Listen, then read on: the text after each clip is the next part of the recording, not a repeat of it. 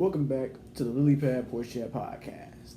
And if this is your first time here, which I'm glad to see you, this is me, Brother Bullfrog, and y'all the tadpoles on this porch chat. But what's different today is obviously you can see me. What's also different is today's subject. I want to talk about separating the art from the artist. And honestly, I'd say two things kind of inspired this subject for me to make a video about, even though people talk about it all the time. I'd say, for one, the breaking down recently, the Black Lives Matter mural, wherever it was placed at. It was like 2 blocks long, big yellow letters. They just tearing that down because of all the other reversal of DEI initiatives. Oh my God. But also Kanye West's post of the Ku Klux Klan member costume. The post wasn't surprising or anything. Like, I already knew Kanye West was on this spiral of, I want to say, fascist, anti-Semitic belief. Like, look, a lot of niggas seen this coming. Why is everybody acting surprised? But the Ku Klux Klan member costume was funny because it's like, it reminded me of the first time I had seen a Klux member uniform. And the first time I seen it, it was odd because it's like I was young, just very young. I was in like middle school, and we looking at a preserved uniform of a Ku Klux Klan member. You know, these is men that band together because they hated niggers so much. I want to kill those niggers so much. You got me closer to my neighbor. Damn, like y'all don't think that's bogus? Niggas had rituals for the shit. But what I'm trying to get at is, these is people that banded together under that cloth. And that cloth is supposed to signify that black folk ain't allowed. And so, this clothing is a form of art. It's a form of a message. Because that's typically what a lot of art is. It is a message. When you look at a lot of art as a message, it starts to become a lot clearer that the art and the artist are two tethered entities, separate but whole for themselves. But tethered. They can't be just looked at separately because typically you wouldn't separate a message and its messenger. And so I think also there's a deified status when it comes to an artist. You get me? Like, because of the message or the art that they bestow to people, if it resonates with you, it's going to feel like a gift. It's going to feel like something fated to come to you. Like, you needed this to hear this, see this in this moment. It'll be like a blessing. And so, of course, you got people that are, like, extra skillful, becoming deified, living. There's so many people I can name that have been centered in the debates of character versus the product they put out. And there's a lot to say when it comes to how capitalism can affect the way we view people, how, productivity can skew our morality. There's a lot to talk about with that.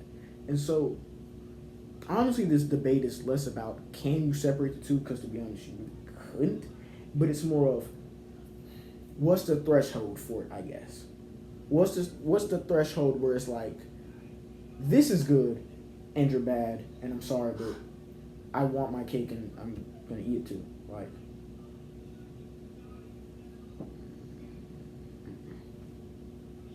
I'm sorry, chat.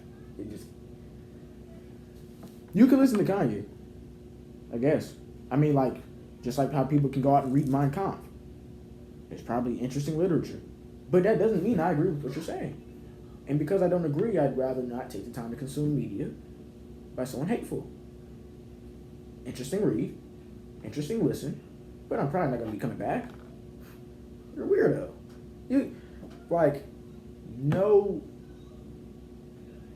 No one with all the pieces in their mind well understood and put together as a black person is just going to be posting Klux member uniforms for shits and giggles. You've got to be a sick coon or something else. I don't know. But character doesn't negate talent. Character just informs talent. That's it. Morality has no bearing on skill. And that sucks to say. Because there are some people that a lot of people are flawed by society standards. And they still see them at the top, still winning. It's cases like that where people are like, well, does karma even exist? This person's skilled, but they're horrible. They exploit people. They got hella money, hella freedom.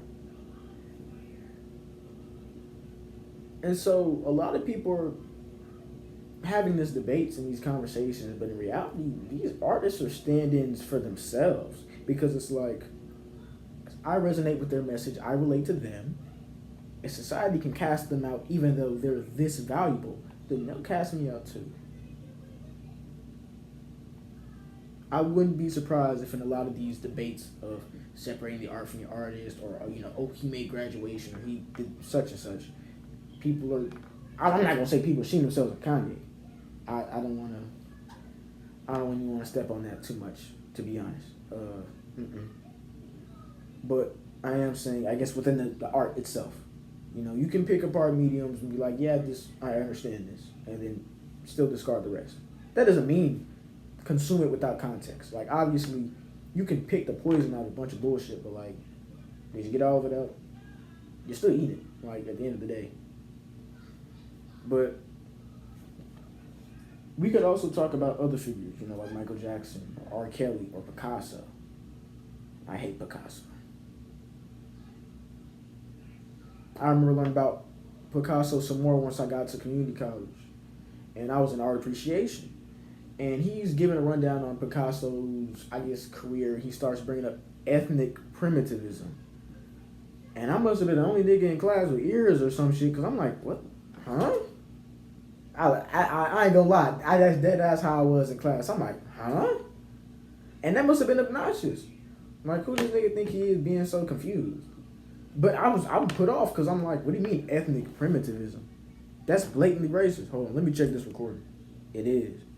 I'm looking at this, I'm like, y'all, so this nigga is stealing art from other countries and rebranding it as like this subversive new thing. What?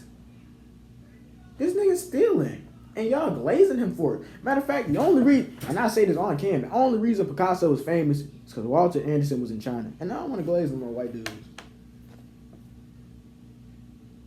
Jacob Lawrence is a fascinating artist. And I think his work was during the 1920s, because I think he was in, what would it have been, World War I? If he's making art in 1920s, we know a nigga got money. God damn. But Jacob Lawrence was making fascinating art. Let's talk about Jacob Lawrence, separating the art from the artist. This is a man that's making art detailing his experience. You know, the Great Migration, segregation in America, and him being deployed as a U.S., I think, soldier. And I think there's two pieces in mind that I have that I think of, you know, when I'm talking about Jacob Lawrence. There's this one piece where it's a segregated restaurant, and the white patrons are eating in what seems to be better conditions, and just beyond the border, the velvet rope, is, you know, black attendants eating in what seems to be poor conditions. And I think one of them, I think the white patrons don't have faces. But there's another piece that I want to highlight that Jacob Lawrence makes. And it's a piece in a series called War. And the specific piece is called Victory. But in the piece, you look at it, and there's nothing that will tell you this soldier has won a thing at all. And I know I'm going in depth with this piece, you know, but you see the soldier, he's slumped, he's holding a rifle, you barely see his face. And this is a piece, and I'm going off memory, I was mesmerized, but, you know, this is a piece of very muted drab colors. You know, you got your brownish reds, your dark browns, pale greens, and like a very dirty orange for the rifle, I think. Whole background is just drab and muddy. And you look at this piece, and it's like, there's nothing he's won. This soldier is purely, the only thing that designates his victory is the flag he fought under, because he has not won. He got nothing. But I talk about Jacob Lawrence's pieces, one, to highlight a black artist that maybe a lot of people may not know of, but also because his art is impactful because he lived it. He put lived experience into those works. And that shit resonates with me. You can't separate his art from him. Matter of fact, you learn some of his story through this stuff. And learning about him makes this art far, I don't know, far more palatable. Maybe not palatable, but I guess rich. You get what I mean? What's that rustling? That's gotta be, I gotta be bugging. But these debates are typically heated ones. Because just like how you saw me talking about Dude's War series, people are having very emotional debates about the works that are so good that they can almost excuse a person's character. And so you now have an issue of where art is being deified. You know, the artist is being deified. You know, they're being seen as larger than life because of what they bring to the table, how they perform. But then on the other side, you have works of art that are so good. Fuck who made them. You're a bad guy, but you made something great. And that's the only thing you're worth in this world. That's how probably a lot of people would count that. And I guess it's just, at the center of this debate, it's very hard to realize that sometimes multifaceted people can be shitty, and shitty people can be multifaceted. Because what that realization would oftentimes including the self in that category of multifaceted and being shitty. And so you could say with this debate that there's just a lot of ego centered. And I mean, that's kind of what it is. This is art is a very self-reflective process.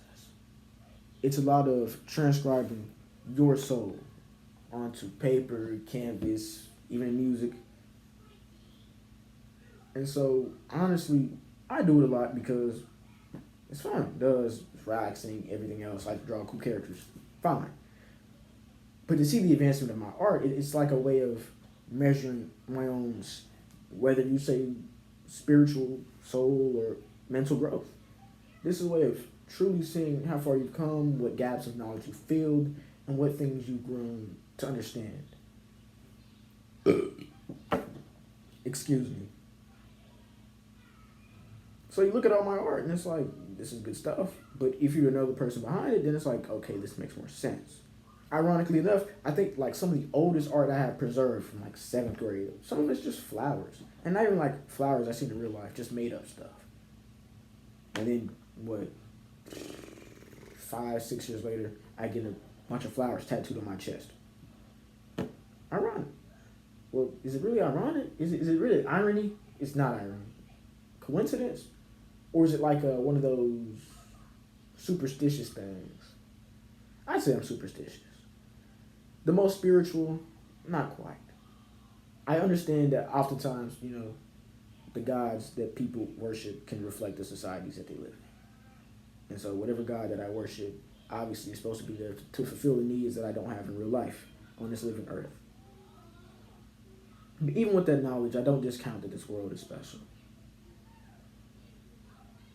I don't know, often with these podcast things, if what I'm supposed to do is adhere strictly to a subject, or if I'm allowed to flow and bounce back, stick to the theme, bounce away a tangent, come back, bounce away, would come back, but obviously it comes back around because it matters.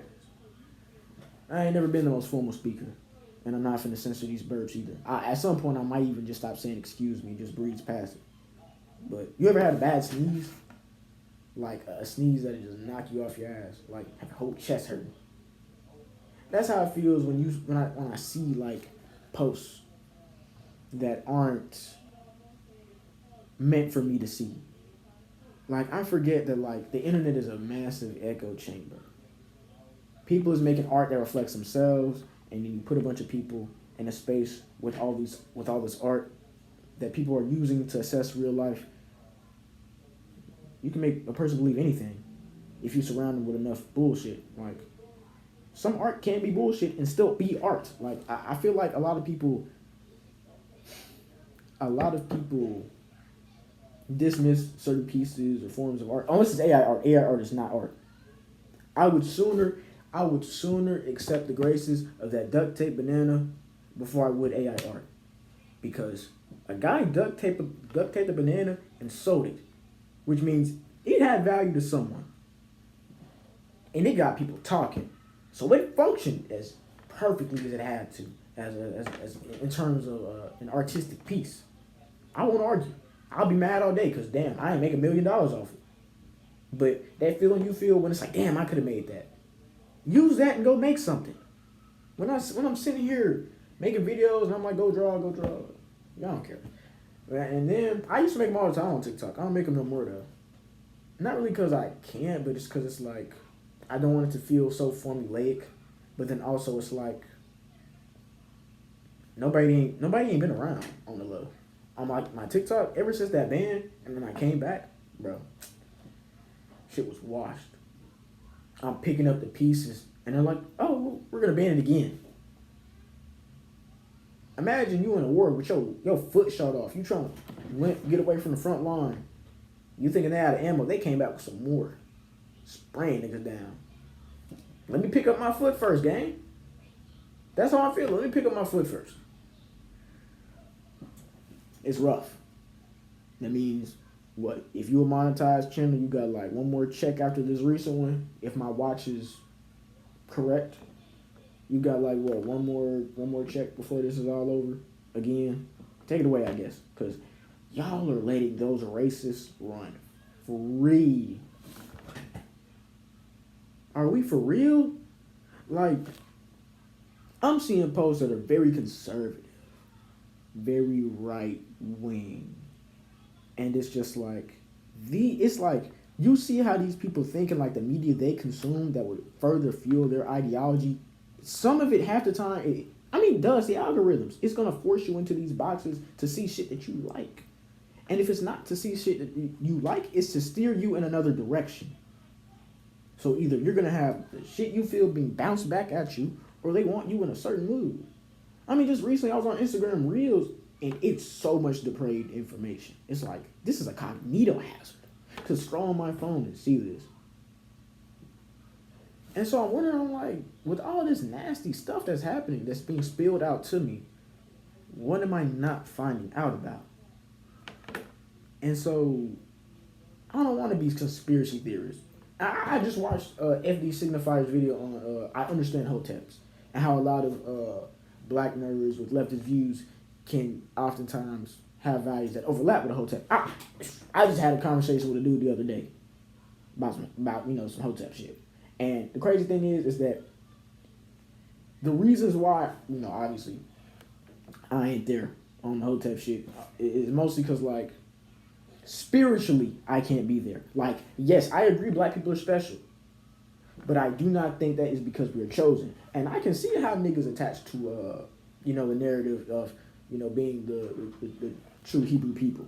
I can see the sentiment. It's just that's not for me. I'm not with it spiritually. And so that's as far as I'm going. Love my niggas. Love my niggas. But Hoteps, make sure you raise your children and make sure you got a job first. Nigga had a job. So, whatever he believed, that's fine for him to believe. Because he seemed like a genuinely nigga. Not everybody that has strange beliefs are bad people. Y'all just not going to think the same. I be talking about stuff and I ain't going to lie. I hear how I sound and I'm like, do I even make sense? So it's like sometimes the messenger can even be untrustworthy or honestly a lot more relatable than you realize. Messenger, artist, art, message. You get me? You can even start to see the way people talk as an art form. And so you start to decode, okay, how's it packaged? What are they saying to me? What do they want? Why are they saying it this way? Or maybe nobody else does that in conversation and something might be a little up with me. Who knows? That's not for me to decide. That's between the bloodline and whoever come after. Not me. But speaking of who come after, if you had to ask me anything that I believed in spiritually, the closest thing I can tell you is that just whatever makes me up will be back. Whatever makes up my soul will return to the earth in a different form. All the atoms that make me up will be redistributed to some tree or some animal. So maybe in some way, my soul comes back as like another animal, or a tree, or an amoeba, but just portions of it. Kind of like grains of sand in the wind. You know, you got these piles of sand, and in the wind, you know, for some time they hope they're forms, but over time the wind will slowly knock those grains away, degrade the hills, and those individual sediment pieces of the sand will join a new pile, and maybe even find pieces of the old pile in this new pile. And so I guess that's how I feel about my body and soul, and my mind to an extent. This pile will never be this shape again. But the pieces can find each other in the next pile. And that's fine. The pieces of me that come back won't be alone, I guess. But at the end of the day, a lot of afterlife talk can typically be cope. Everybody's scared of death. You think I want to leave right now? As bad as things are for black people, we already knew shit was going bad. Niggas was already locked in. We loving each other because we got to hold it down. Niggas already knew shit was going to get bad. Duh. A lot of niggas been on game. A lot of niggas already been woke up. But as bad as things get, I still like to eat amazing foods, make art, interact with people I love. I like to document the life that I have. I like to prove to this world that the experience bestowed to me, I enjoyed it. I feel I'm just a part of the universe experiencing itself in a different way. I'll come back and experience a new different path. You get me? Like, everybody's scared of death. Honestly, and I seen a video recently, actually, about a woman talking about, like I said earlier, about how you can tell how a society's gods will look depending on, you know, their trade and their government formations. And so you can kind of look at the state of a society depending on the art that's made. You know, the movies, the films, the books, you know, the paintings, everything of that matter. And so there's somebody on Twitter talking about how there's like a lot of clone stuff coming out now. You know, like actors playing two roles at once.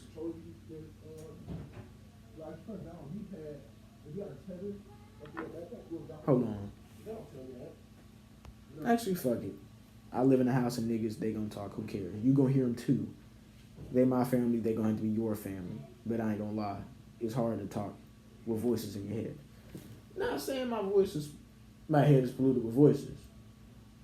But a lot of senses at once, a lot of stimulus coming in. Hard to think. Could you believe I took the RADS test and got like a 160 or something? Crazy. I feel like if I take it again, the numbers will change, but who knows, bro? They had me in school doing the Myers-Briggs spotlight stuff, Myers-Briggs personality test. I should have known something was up, because what do you mean I'm gifted? Accelerated. This is a class with like 14 people max. Clearly, I'm not in a class with all the other children. You can say I'm smart all day, but I'm still getting pulled out of class. And it's crazy because like me and my brother, I got a twin brother. And so we would joke, we'd be like, what if actually there's something up with us in the head and nobody's telling us? We would joke about that. Like, oh, what the whole time we slow and we don't know.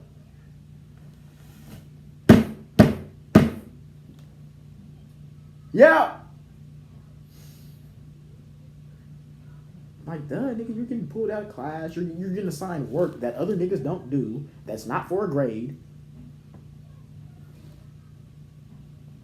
You know how my dad would describe me when I was younger? You know, he don't talk much, but, you know, when he got something to say, he'll let you know about some shit he know. He didn't say it like that, but that's basically what it was. You know, I want to talker. Shit. But that art will tell you a million things. Honestly, you can tell somebody's mental state by the art that they produce. Honestly, I saw a trend the other day where it was like my art before my medication, my art after my medication.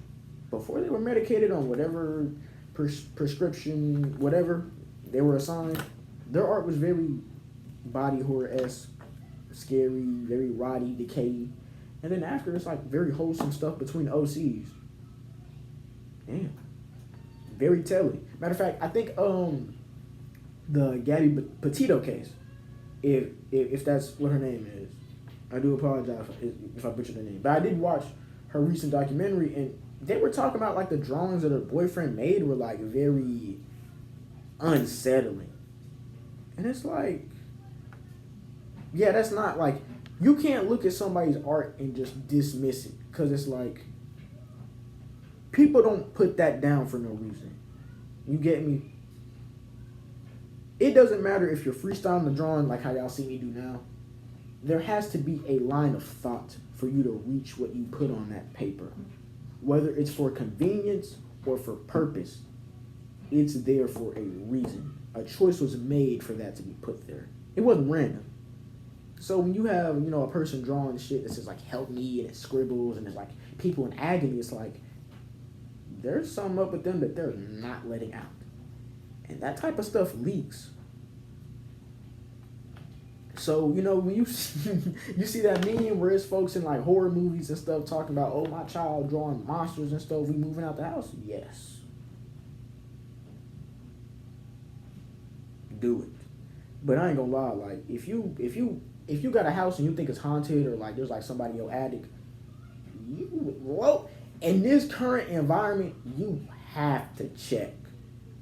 Like, a house is not easy to come across, not for cheap, not for ease, not for build. You hear somebody up there, they're going to have to make themselves known. Dead or alive, they have to pay rent. You can scare me in the shower and make me shit myself all you want to, but for every turd that drops down that drain, you will pay a fee. For every every ghostly wail, you're paying $1, buddy, for sure. That has nothing to do with art. But that'd be cool to draw. Honestly, I wanted a little like structure for this little podcast. I think what I'd probably have this done as is like a later segment is a drawing and talk session. So instead of watching me you're going to draw with me. So even in the podcast, we doing some art. You're doing a craft. You gotta make something. Duh. I was never going to stop saying that. It's beneficial to all people, all creatures. I mean, even animals that are mating or building stuff, they making something because it helps them live. It's a part, it's ingrained in their ways. You think it ain't in you too? Why would it not be? I don't know how y'all watching a podcast with one nigga. I can understand how it's two. It's a back and forth. We just boop, boop, boop, boop, boop, boop, boop for an hour. But me talking alone, of course you get 30-minute episodes. Unless I find a partner or a consistent back and forth clientele, almost like an interview type nigga, then I don't know what to tell you. You're going to be watching a single man yap. At its own jokes for 30 minutes to an hour? No way. I mean, y'all do it anyway with the draw with these, but like, is a nigga really that funny? No. I'm funny in the way of, if I send you a text, you gonna know how I said it in real life, and that's gonna make you laugh. I'm funny in like a I didn't mean it for that to be a joke, but it was funny. But I was for real. Cause like a lot of my intentional comedy is very awkward. And so it's like you placing an awkward man in scenarios where awkward shit is just more likely to happen. Like who rolled the dice for my existence? Especially since I don't talk loud enough often. There's times where I'm talking to people, they don't hear me, and I gotta repeat myself. And I ain't that tall in real life either. You know how embarrassing it is when a motherfucker don't hear you and then they're taller, so they hit you one of them? Brother, back up. Back up. I'm not gonna lie, I don't know what's more intimate. You getting closer or you telling me to scream or speak up? So I'm gonna step back. I'm going to project my voice instead of you. Because that's a little much. You never know what a person's capable of. The human bite is not, a human bite is not like a light thing. Shit, I ain't gonna lie. I used to get in a fight with my brothers. I did bite. I had silver caps in my mouth. Yes, they be talking about, oh, you had silver caps in your mouth. You must have been a badass kid growing up. I bit my brothers. Yes, people thought I was kind and sweet because I ain't talk like that.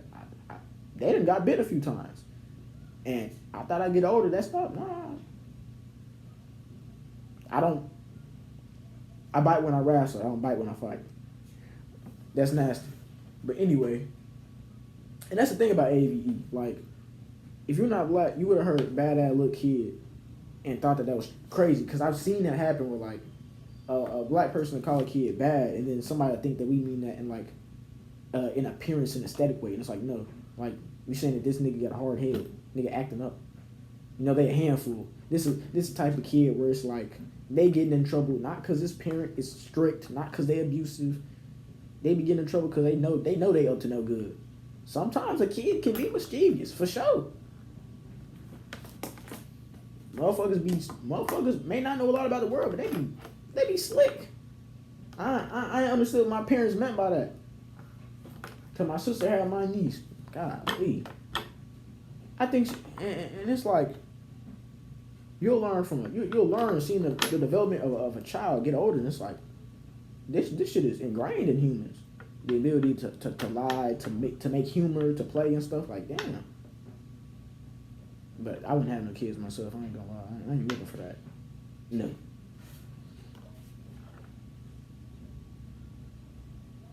But like with this art shit, you're seeing the development of a person over time. And art is grafting that. But that person is also very fundamental to the art being produced. I don't know if y'all have seen that video, like the video where it's like this artist has schizophrenia, and so over time his paintings get more abstract. They start to lose touch with reality. They become more surreal.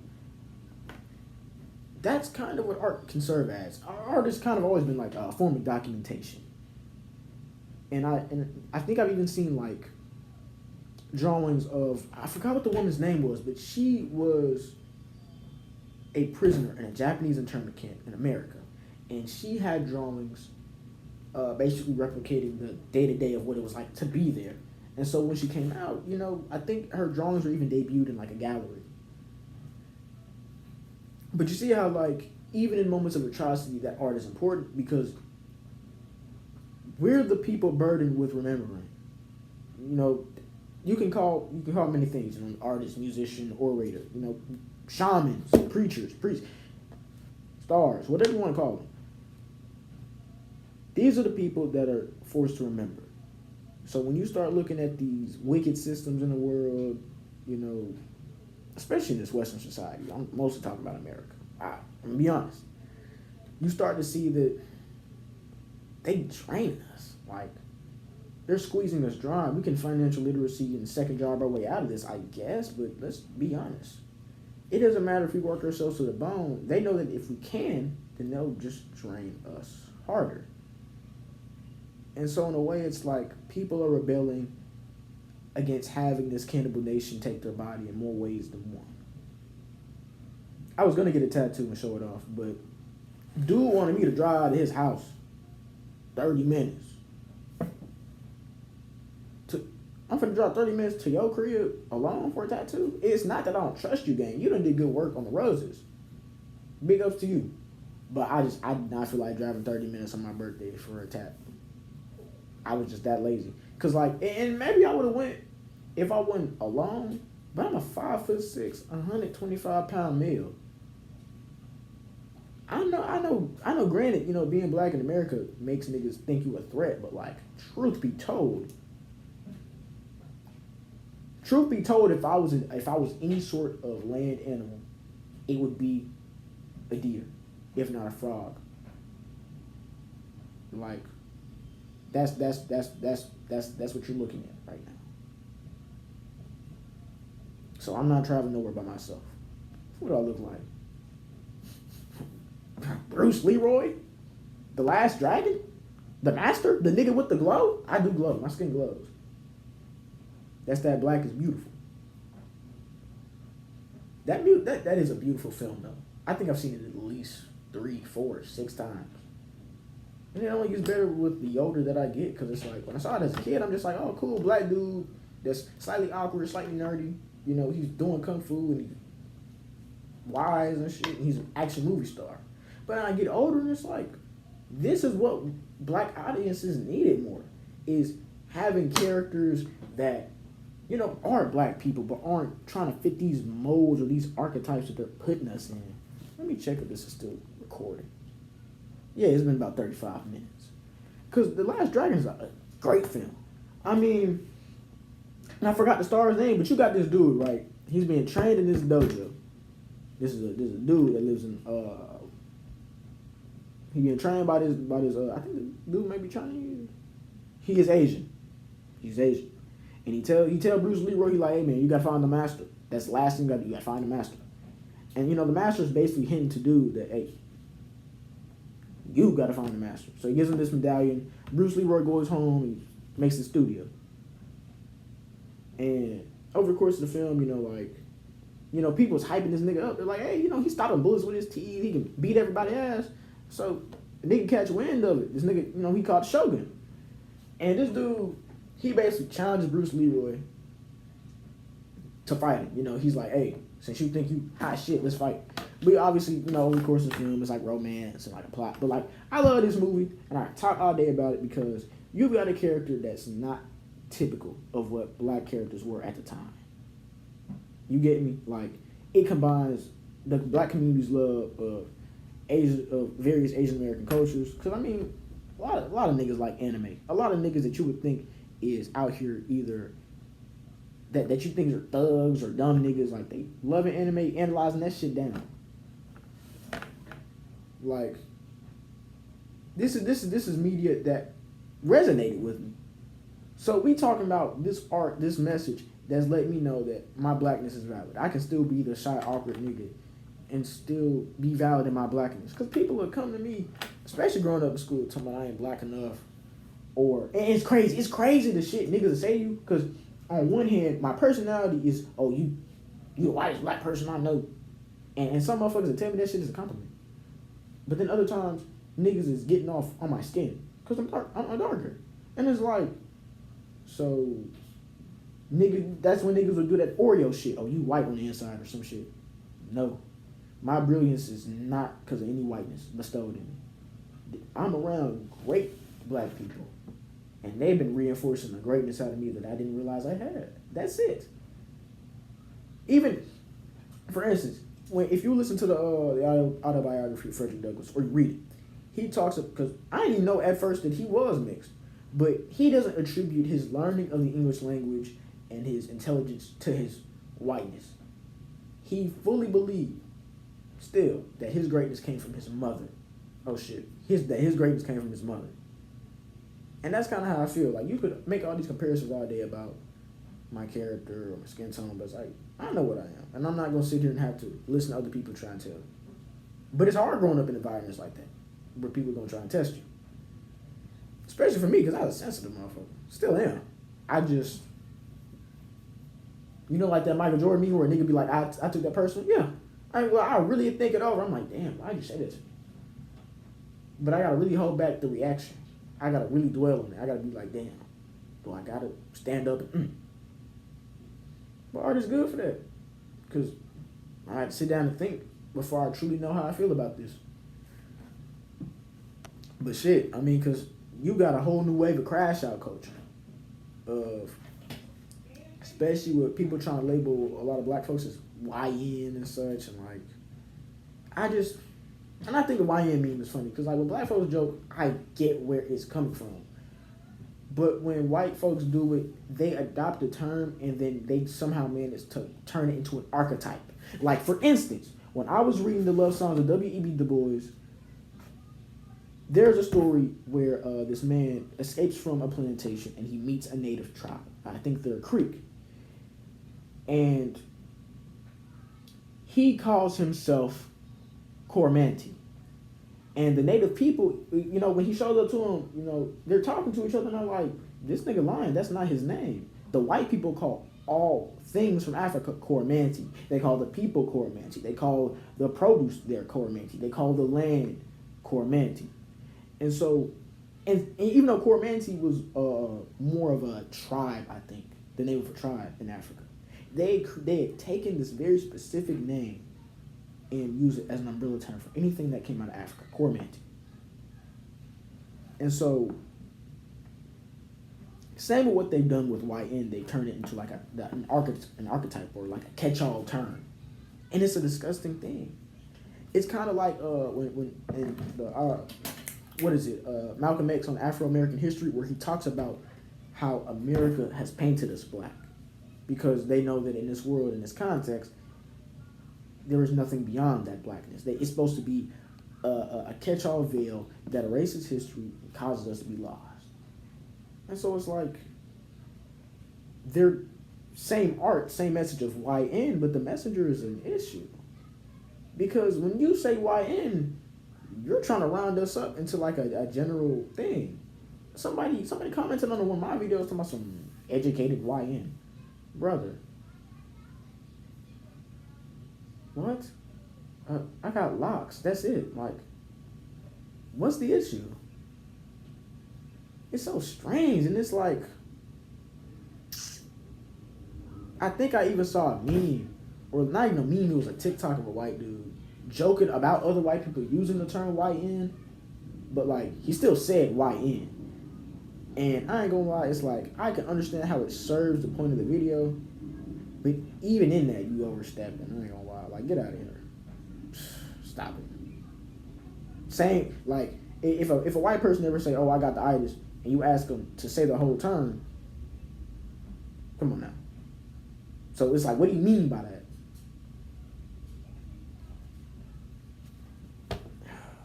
But y'all get what I mean, right? The artist being a messenger and the art being a message. And I say that when you're adopting a different perspective on how to look at these things, I say that because I do firmly believe that a new perspective is one of the most valuable things in this world you can obtain.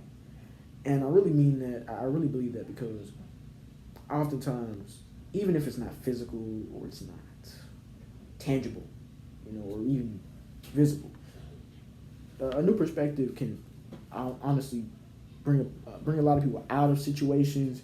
It can make people understand situations clearer. It can give them the tools they didn't realize they already had. You get what I'm saying? Like, sometimes it's all a person needs. So when people make good music that says the words they didn't realize they needed to hear all this time, but it's a sentiment they've known in their hearts, it's like, yeah, of course, this is great shit. And that's where you get into the deification of artists. That's where you get into the inflation, the intensity of a certain message or belief. The intensity of people relating to it, understanding it. I honestly didn't think I'd be able to manage to keep some of those tangents in order and in line. Just barely.